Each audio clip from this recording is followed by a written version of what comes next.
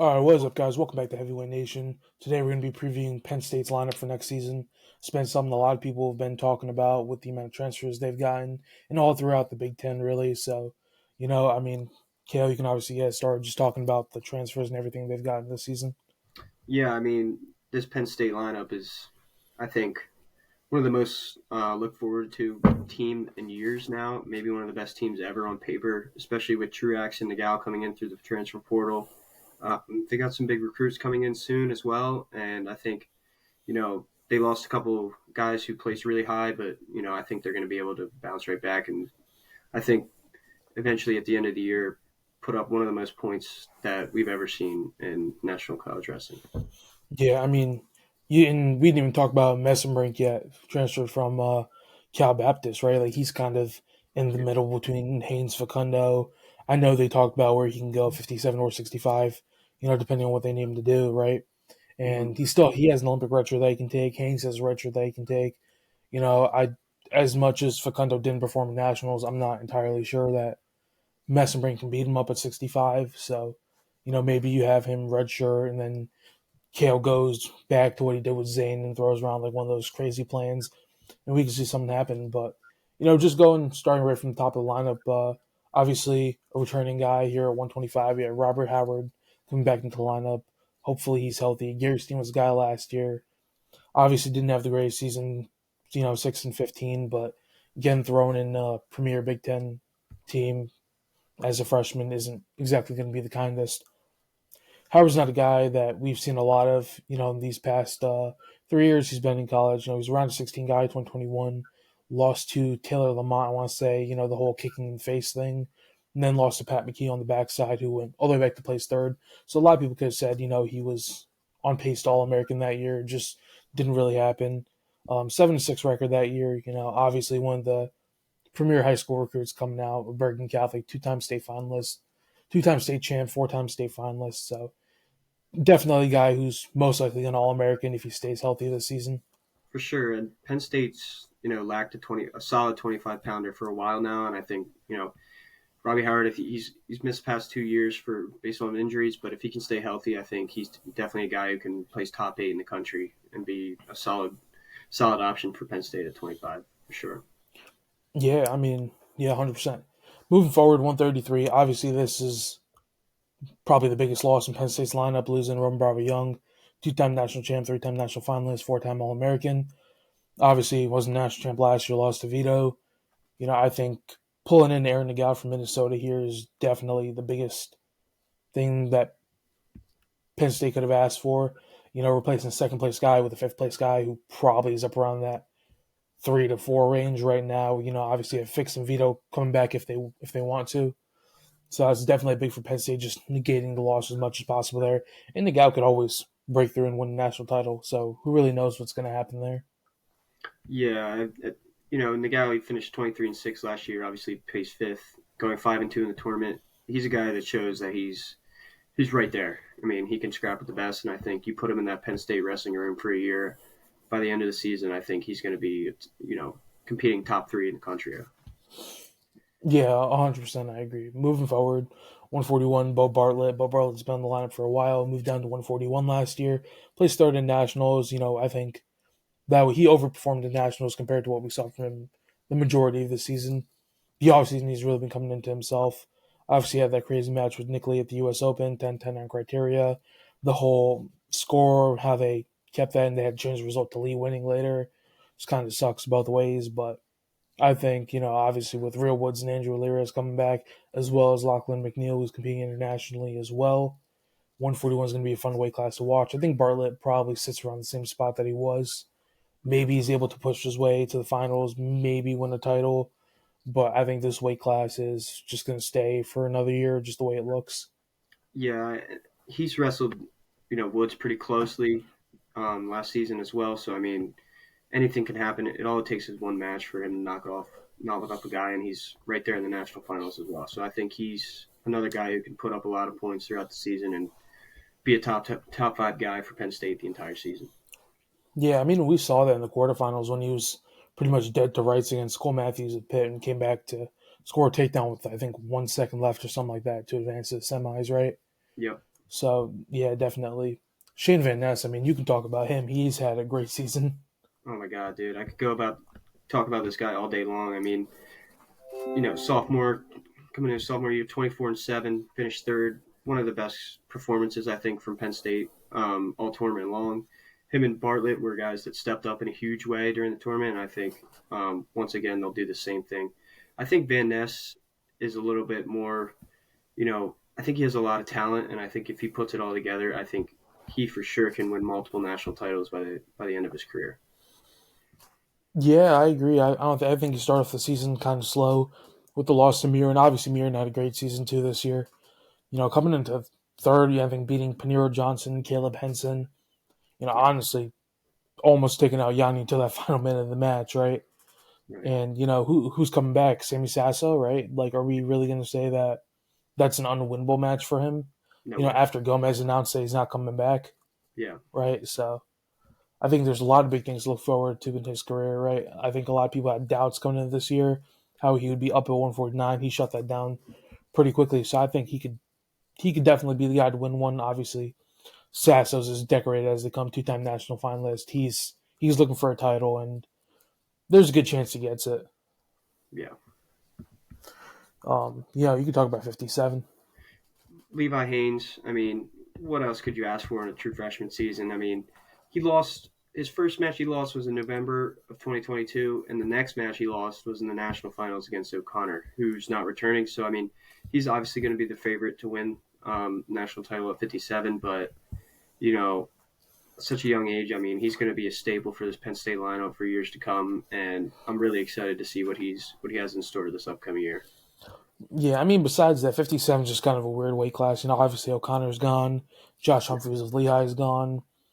Franek is in a weird situation with the whole North Dakota State thing. Obviously, fortunate situation with Peyton Robb, the whole infection with the leg thing. So I'd say at this point, like how it looks, Haynes is a big favorite to win. for sure. Maybe if Sammy Sasso moves up to 57, which I wouldn't necessarily look past, I just don't really see it happening. Yeah, But that's really all you could talk about. Maybe, guys like Siebert, Luwan, the guys that, I mean, Siebert, especially, a guy who's also super young, had a good match with Haynes at the dual meet. yeah, Definitely could be another fun whip. I think Haynes is a runaway contender for the title. for sure, for sure. Moving forward to 165, we're going to talk about Messenbrink here, but they also said he could be at 157. Transfer from Cal Baptist, wrestled two matches, won both of them. I don't think we've really gotten to see any of his real potential yet. I want to say Cadet Worlds is what he won, or Silver. Silver, and then he won the U20 national champ as well. Yeah. So he's competing for U20 World Team soon, or no? I believe so. Yep. He is. Okay. Yeah, I mean, fantastic wrestler. I mean, it was a weird choice when he picked Cal Poly. I don't think. I Yeah, mean, it just kind of depends what happens. I think Penn State is going to be interesting. Again, like talking about Penn State, it's not going to be surprising if a lot of guys hit the portal after the season. They just kind of look like they're getting flooded with talent. We saw that with Seth Neville's too, just pretty much dipping after a few years. Get his time in with Kirk Fleet, make him a great wrestler, and then just head out. So yeah, I'm not entirely sure Messenberg's going to start. I do think he takes an Olympic red shirt. yeah. It's also I think it's an interesting point to note that Starachi's been open about going for um, the Olympics in 2024. So I mean, if he would take an Olympic red shirt, then you could bump up either Facundo or Rosenberg to 74, and then I mean, Starachi leaving would be leave a big hole in Penn State lineup, and it's not totally sure if he even wants to do that, but he's going to say a lot of things. So I mean, it'd be interesting to see. Yeah, I mean, I'm calling cap on that one, but Yeah, I would agree. let's talk about Facundo a little bit before we move over to Mr. Carter. I mean, Facundo had a great season, 19-6, win over All American, three-time All American Cameron Amin of Michigan. I think Amin went on to place fourth. Wrestled the gauntlet this year, right? Obviously his first match in nationals against Holden Heller of Pitt didn't go his way, and then running into Julian Ramirez first round of consolation isn't exactly the best draw to have, for either of those guys. So Right. unfortunate 0-2 run at nationals. I don't think that really displays his full ability. I know a lot of Penn State fans were super harsh on him, but nah, I mean it just is what it is. Like shit happens sometimes. Yeah. Yeah, I mean, you can get started off on Carter if you want. It's going to be an Yeah. interesting I one. mean, 174, Carter Strachey, I mean, undefeated over the past 2 years. I mean, obviously, will be the favorite to win his fourth national title. One of the only guys who can go for five national titles, I believe. And, he racked up 24 team points at the 2023 NCAA championships, which is more than anyone in the tournament. I mean, he's just a dominant guy. He's going to score points. He's always going to score points. And, I mean, if he really wants to chase an Olympic title and take that red shirt, I mean, he can obviously contend for it. But, I mean, I think he stays at Penn State. I think he gets his fourth national title again this year and looks for the fifth one to be the first one ever to do it. Yeah, I mean, I think Kale convinces him to stay for 5. I'm Yeah. not entirely sure how that's going to go. I mean, obviously, he hasn't had the best of luck on the senior level. Before, during his redshirt year, beats Marsteller. Last year, beats Nolf, beats Ringer. This year, obviously, Ringer's healthy now, so you're obviously not going to discount that win, but, Yeah. just whatever blows at his knee or whatever in the first minute of that match, obviously, pretty dominant win for Ringer. Obviously, Ringer hasn't had the best luck either, but I mean, I'm not entirely sure. I think Storaci wants to stay until he can make a run for a team somehow. It's only going to get harder next year in the Olympic year at 74. Yeah. 86 isn't going to get easier as well. So, No. I mean, back to college. I mean, I said the same thing I said with Brooks. I mean, Storaci has faced the best guy he's going to face already, and I think that was Michael Kemmerer back in Yeah. 2021. And for Brooks, I think it was Miles Meenan last year, right? I don't think it's going to get any more difficult than that, just with the caliber of guys as are, right? Right. And we saw how easily Storaci walked through everyone. There was one close match with Nelson Brands during the season. Brands went on to place fifth, right? Mm-hmm. So, I mean, I don't think there's anything to talk about with Storaci. He put out a lot of tweets that he wants to wrestle Griffith. Now he's at Michigan. Yeah. Give him a little ass whooping, according to what Carter said there. It's just really hard to say that anyone can really be competitive with him at Yeah. this point.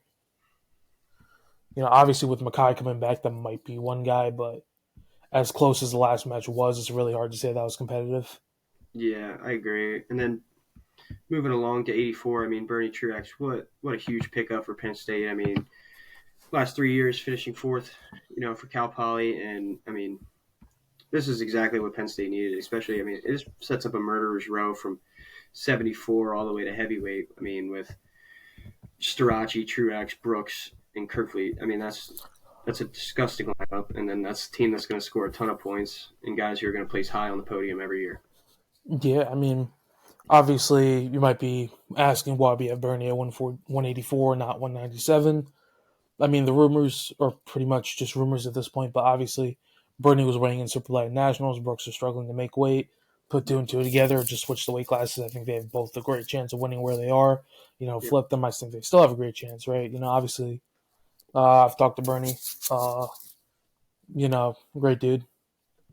I think, him leaving Cal Poly is a big detriment for them, obviously, but I think you obviously have to do his best for you at a point, and I think, placing fourth the last 3 years at 174, 184, 197. I think going back down to 84 is going to give him a better chance to win, especially with Trent Hidley announcing that he's moving up to 97 just a couple hours before we're filming this, right? Yeah. So, I mean, he might just run away with it now he's at Penn State. I'm going to be honest. Yeah, I mean, being in a room with a bunch of guys who all they do is win, I mean, it's going to be hard for him not to get even better than where he's at. So, I mean, it's going to be, I think, through 174 to 285, I mean, it's going to be insane almost. Yeah, I mean, 197, I mean, this is a big loss for Penn State with Max Dean, national champ, I think 4-time All American in his career, I want to say. Yeah. From Cornell, Penn State. I think he's had a great career. Obviously, he got a lot of shit from a lot of people last season with his performance. 7th place All American isn't bad, and as volatile of a weight class 197 was. Yeah. Obviously, we have Aaron Brooks moving there, who, obviously Brooks is probably better than Dean. But, I mean, Dean's, again, a guy I'd love to have in team. I don't think he's competing on the senior level. I really wouldn't be surprised if he does, but it doesn't really look like it at this point. But I think Brooks would be the favorite to win in 97. I do think it's going to be a tall task, a lot harder than 184 was, with, again, guys like Rocky Elam. I think Tanner Sloan's coming back. national finals. I know Nino's gone. If AJ Ferrari comes back, that's gonna be a fun super match, for right? sure. I think obviously I would still might give the edge to Brooks there. Not entirely sure, but again, we know how talented AJ was when he's here. Like regardless of all the other shit that he was doing on the side, Yeah, but yeah, I think Brooks is again the favorite in '97. And it's really so hard to talk about this with the end Brooks and Storace because they've just separated themselves from the field so hard. yeah, And, obviously Brooks had a great offseason too. He's going to be competing against David Taylor in Final X. And right. I think the big stepping stone that a lot of people didn't expect Brooks to get past was Zahid Valencia. And he was able to do that, right? I think Right. when he beat Mark Hall, I'm like, and this was me as well, right? He's like, okay, Zahid kind of bodied Mark Hall, right? And he only beat Hall 6-1 when Zahid teched him last time they wrestled, right? Hmm. And Zahid just kind of big brother Aaron Brooks, the last two times they wrestled, got very heated. Yeah. And for him to go down, I think 6-0 was, put up 10 points on the answer, just says a lot. But obviously, David Taylor is David Taylor, so there isn't much to say there. I think that's just the Penn State hierarchy, as it Yeah. looks like. Yeah. And I mean, Brooks, he's only has 3 losses in his career, and one of those was to Marcus Holman when he bumped up. I'm pretty sure. Yeah, Marcus Coleman, Taylor Venz, and Miles Mean, right? And Yeah. two of them you could honestly consider flukes considering their results, and he's avenged every single one of them. Yeah. Actually, I don't know if he's wrestled Coleman again, but I Yeah. mean, just looking at their place in nationals, you can say that. Right. And then to wrap it up at the lineup, Greg Kirkfleet, 285. I mean, heavyweight is gonna be a question going in. I mean, there's not really a sure favorite, I would say, but I mean, it could be Kirkfleet's year. I mean, why not? I mean, finished second last year, 19-3. I mean, it's a deep 285-pound weight class, but no Paris now, so I mean, I think Kirkfleet could Yeah, definitely be his year to win. yeah. And I mean, I think Kersley came in as the favorite this year too, right? Yeah, Obviously, went through some injuries. Paris looked fantastic. Can't take anything away from that. Hendrickson overperformed a lot, right? Not even All American. Last year comes out there, beats everyone, loses to Kirkfleet. You could easily say Hendrickson's the favorite after his performance, right? He right. what's it called? He teched Don Bradley. Yeah, No, you don't do that, right? Like Nick Wisdowski couldn't do that. yeah, Gable's never done that. I mean, it's been like 3 years since they wrestled, but Paris beat Don Bradley by 1 point. right. Right, Hendrickson's high flying abilities might just get him there, but I think as of now, I'll say this: if Kirkfleet's healthy and if Kirkfleet wrestles good, there's no reason he shouldn't win a national title. I think he's been through a lot of shit his entire career. Placed his seventh, I think, with a torn ACL. Right, Yeah, at heavyweight, that's not an easy thing to go through. no, Right, fourth last year, I want to say I think you're right. fourth, Yeah, the fourth the year before that, and yeah, then lost in the finals this year. So steadily improving.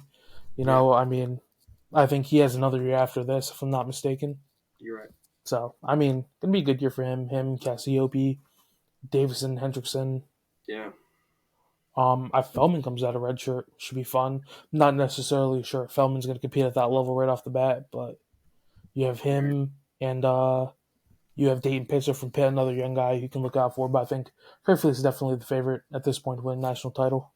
right. I mean, you got to think of this Penn State lineup. I mean, this is a lineup that could potentially All American at every single weight, if you think about it. I mean, yeah, it's going to be, I think, close between maybe, I don't know, Facundo and Robbie Howard, but other than that, I mean, it seems like almost a guarantee that they're going to put 7 All Americans back on the podium and maybe even all of them.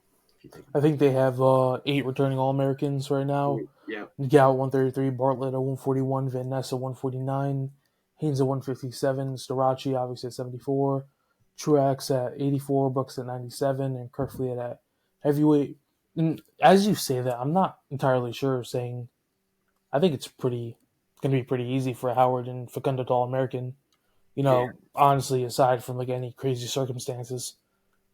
But yeah, and again, anything could happen in March, and that's kind of different for me to say. I mean, I think if you throw Messenbrink, if Messenbrink truly is that guy at 65, maybe Facundo gets booted out of the lineup there. But again, it's really early to tell. Kale could always throw around some crazy redshirt planes, which you've seen him do in the past. But I think if they somehow get 6 champs this year or break the scoring record, I think Kale's gonna throw all the firepower out there just to beat Gable's record. Yeah, for sure. I mean, But I don't think that's something that he's really chasing, just because I don't think that's the kind of guy he is, kind of coach he is. But you know, this team could be the best team ever, and it could be not close. So I mean, it'll be interesting to see what they do. Penn yeah, State, I mean, I'm sure that's Baylor, not his sole yeah, focus, but again, it's a cool thing to have, right? I think for sure. after this point, it's kind of solidified that Kale and Gable are the two best coaches of all time, And Yeah, then, the argument was a couple years ago that Kale would have to do crazy things for a long period of time to surpass Gable. And, look what he's doing now, right? yeah. So, I mean, you can't really say anything about that. And Mm-mm. it is going to be It's gonna be awesome to a watch. fun few years of college wrestling. Right. But, yeah, leave any questions below. This has been, the Penn State preview. See you guys again next time.